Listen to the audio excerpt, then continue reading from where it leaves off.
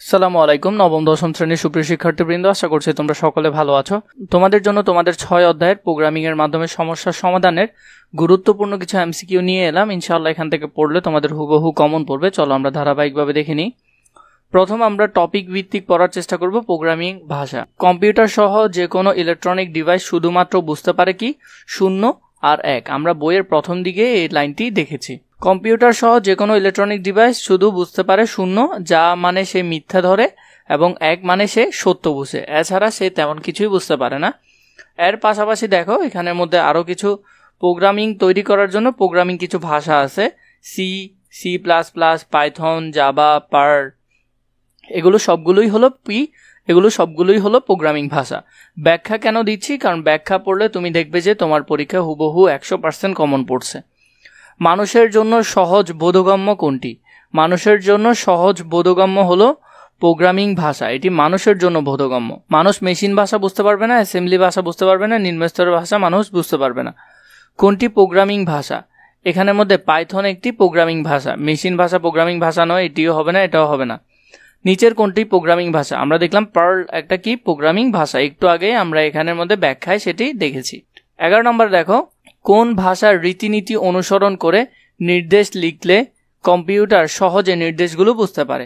Programming ভাষায় যদি কোনো নির্দেশ লেখা হয় তাহলে সেটি সহজে সে বুঝতে পারে। কোন ভাষা কোড লেখা আমাদের জন্য কঠিন? আমরা মেশিন ভাষায় কোড লিখতে পারবো না। প্রোগ্রামিং ভাষা আমরা পারবো, পাইথন ভাষা, ইংরেজি ভাষা, এগুলোতে আমরা কোড লিখতে পারবো, কিন্তু মেশিন ভাষায় কোড লিখতে পারবো না, কারণ মেশিন ভাষা হলো 0 এবং 1। তাহলে উত্তর হবে খ নম্বরটা। এর আগে তোমাদেরকে বলে রাখছি, তোমাদের যদি এসএসসি লেভেলে দাগানো বই প্রয়োজন হয়, যেখান থেকে ইনশাআল্লাহ 100% এমসিকিউ সংক্ষিপ্ত তোমরা কমন পাবে, তোমাদের যদি দাগানো বই প্রয়োজন হয় এই হোয়াটসঅ্যাপ নাম্বারে অথবা নিচে থাকা ডিসক্রিপশন বক্সে আমাদের ফেসবুক পেজে মেসেজ দিলে হবে। সেখান থেকে খুবই অল্প দামে তোমরা বইগুলো নিতে পারো। 13 নম্বর দেখো, পাইথন হলো একটি প্রোগ্রামিং ভাষা। পাইথন একটি কি প্রোগ্রামিং ভাষা। কোন ভাষায় লিখিত প্রোগ্রামের জন্য অনুবাদকের প্রয়োজন হয় না? মেশিন ভাষায় লিখিত প্রোগ্রামের জন্য কোনো অনুবাদক প্রয়োজন হয় না। এরপরে 15 নম্বরটা দেখো, কোন ভাষায় লিখিত প্রোগ্রাম কম্পিউটার সরাসরি বুঝতে পারে? মেশিন ভাষায় লিখিত প্রোগ্রাম সরাসরি কম্পিউটার বুঝতে পারে। 16 নম্বর, সরাসরি কম্পিউটারের সাথে সংযোগ স্থাপন করে কোন ভাষা? এটি হবে মেশিন ভাষা, কারণ মেশিন ভাষা সরাসরি সংযোগ স্থাপন করতে পারে। বাইনারি কোড কি? বাইনারি কোড হলো মেশিন কোড, কারণ আমরা জানি বাইনারি কোড হলো 2টা, 0 এবং 1, এগুলো মেশিন কোড। কম্পিউটারের বোধগম্য কোড হলো 0 এবং 1 এর সমন্বয়ে বাইনারি কোডকে মেশিন কোড বলা হয়। 18 নম্বর দেখো, বাইনারি ডিজিট এবং পদ্ধতি ব্যবহার করে যে ভাষা লেখা হয় তাকে কি বলে? তাকে বলা হয় মেশিন ভাষা। কি বলে? মেশিন ভাষা। এরপরে 19 নম্বরটি দেখো, আমরা এরপরের টপিক পড়ছি রূপান্তর ব্যবস্থা। রূপান্তর ব্যবস্থা কয় ধরনের? আমরা জানি 2 ধরনের, একটা হলো ইন্টারপ্রেটার, একটা হলো কম্পাইলার। তাহলে উত্তর হবে ক নম্বরটা, 2 ধরনের। তুমি যে প্রোগ্রামটি লিখেছো সেটিকে মেশিন ভাষায় রূপান্তর করার জন্য 2টি অনুবাদক ব্যবহার করা হয়, একটার নাম হলো যে কম্পাইলার আর একটা হলো ইন্টারপ্রেটার। এরপর 20 নম্বরটি দেখো, প্রোগ্রামিং ভাষাকে মেশিন ভাষায় রূপান্তর করার ব্যবস্থাকে কি বলে? এটাকে বলা হয় অনুবাদক প্রোগ্রাম। কি বলে? অনুবাদক প্রোগ্রাম। 21 নম্বরটি দেখো, প্রোগ্রামিং ভাষাকে একত্রে মেশিন ভাষায় রূপান্তর করে কোনটি? এটি করে প্রোগ্রামিং ভাষাকে একত্রে রূপান্তর করে, কি বলছে? একত্রে করে কম্পাইলার, আর ইন্টারপ্রেটার করে আলাদা আলাদা করে। তাহলে কোনো কিছুকে একত্রে রূপান্তর করে কে?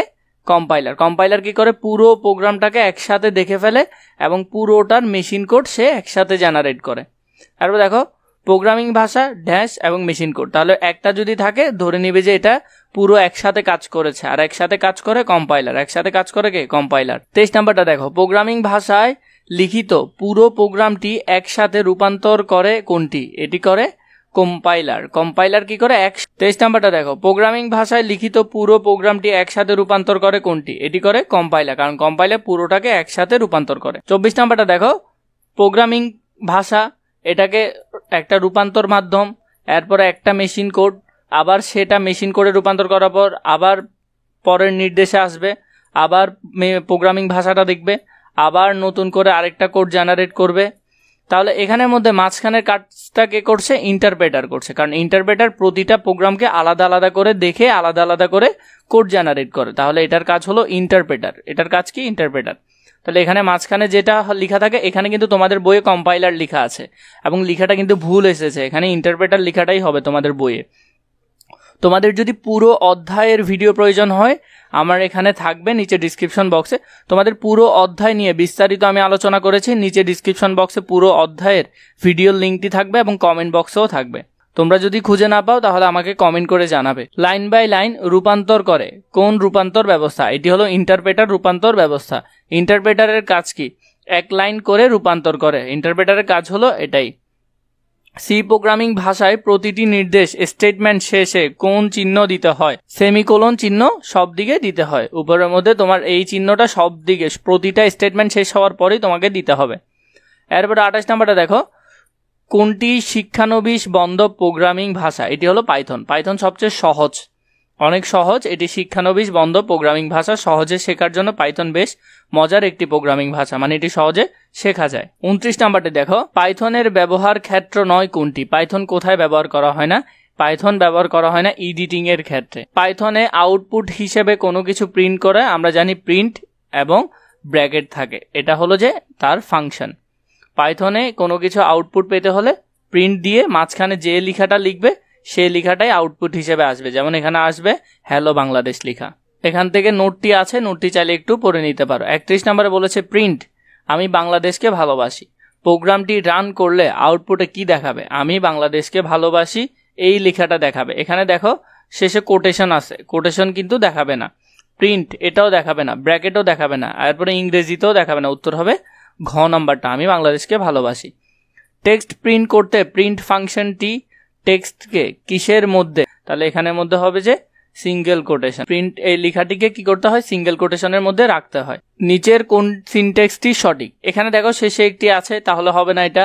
এখানে পেছনে কোনো কোটেশন বসতে পারবে না, তাহলে এখানে দেখো এটা সঠিক। এখানের মধ্যে প্রিন্ট এরপরে কোটেশন দেওয়া হয়নি, তাহলে এটা হবে না। এটা শেষে এটা দেওয়া হয়েছে, এটা হবে না। এখানের মধ্যে দেখো কি করা হয়েছে? প্রিন্ট এফ নিয়ে আসা হয়েছে। এটি হলো সি প্রোগ্রামিং এর ফাংশন, এখানে পাইথন এটি কাজ করবে না। উত্তর হবে খ নম্বরটা। প্রিন্ট এর সাহায্যে বার্তা কোথায় পাঠানো হয়? ইনপুট মান আউটপুট ডিভাইসে এটি পাঠানো হয়। 35 নাম্বারটি দেখো, পাইথন প্রোগ্রামের ডেটা আউটপুট এর ফাংশন কোনটি? ডেটা আউটপুটের ফাংশন হলো প্রিন্ট ফাংশন, যেটা আমরা আউটপুট হিসেবে বের করতে চাইলে প্রিন্ট ফাংশন দিতে হবে। 36 নাম্বার, স্ক্রিনে লেখার আগে অবজেক্টটি কি কিসে রূপান্তর করতে হয়? এটি হলো যে স্ট্রিং ডেটা টাইপে রূপান্তর করতে হয়। স্ট্রিং নিয়ে আমরা পরবর্তীতে ভালো করে বিস্তারিত পড়ব, যদিও আমার পুরো অধ্যায়ের ভিডিওতে সেটি আছে। এর পরবর্তীতে তোমাদের প্রোগ্রামের চলক ও ভ্যারিয়েবল নিয়ে ভিডিও প্রয়োজন আছে কিনা বাকি এমসিকিউর আমাকে জানাবে। তোমরা কমেন্ট করে জানালে বাকি এমসিকিউগুলো আমি তোমাদের জন্য নিয়ে আসবো।